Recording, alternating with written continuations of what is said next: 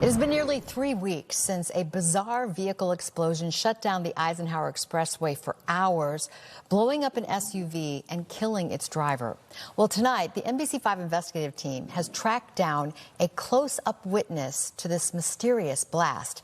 Our investigative reporter Chuck Goudie talked with the woman. He joins us now in studio with her harrowing story. Chuck. Sure is, Allison. For hours on June the 4th, state and federal authorities and the bomb squad didn't know what they were dealing with here.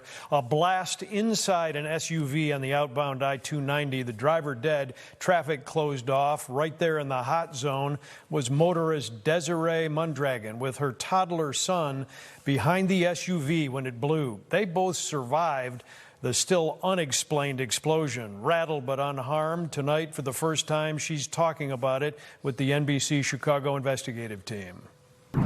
I was driving to the gym. It was a normal day off for suburban nurse Desiree Mondragon until this. I saw all the glass kind of like shatter, and then there was like a trickle of flame that was like above the car. What did you think it was in that moment?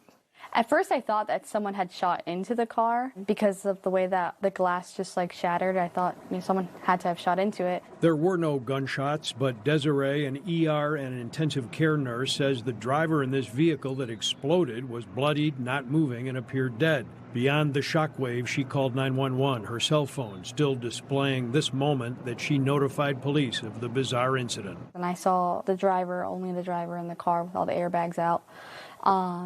And that's when I had seen that the driver had appeared deceased at that point. The NBC Chicago investigative team has reported that 47-year-old Jorge Vaca from Cicero was killed when a commercial-grade fireworks shell somehow shot into his chest and exploded as he was driving, according to senior federal law enforcement officials. Authorities say they are awaiting a manner of death ruling from the Cook County Medical Examiner. Vaca's remains still here, and the ME has not determined if it was an accident or suicide. The FBI has said no one else was involved in Vaca's death. For Desiree Mondragon, it is a close call frozen in time. All the glass flew everywhere. That was one thing. I was trying to swerve out of the glass that was that had just compiled all over the floor or all over the road. Were you scared?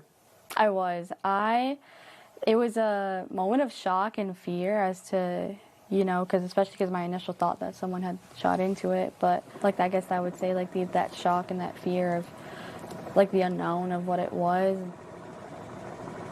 Well, most of what happened 3 weeks ago is known. Why it occurred, still not nailed down, according to law enforcement officials. Regardless, Desiree Mondragon says she finds it remarkable that no other motorists were hurt coming through the hot zone when that SUV blew up. Must have been terrifying. And it is miraculous when a car explodes like that no other vehicles were damaged and no one else crashed into each other. Thankfully, it doesn't happen often. Thankfully. Yeah. All right, Chuck, thank you for sharing her story.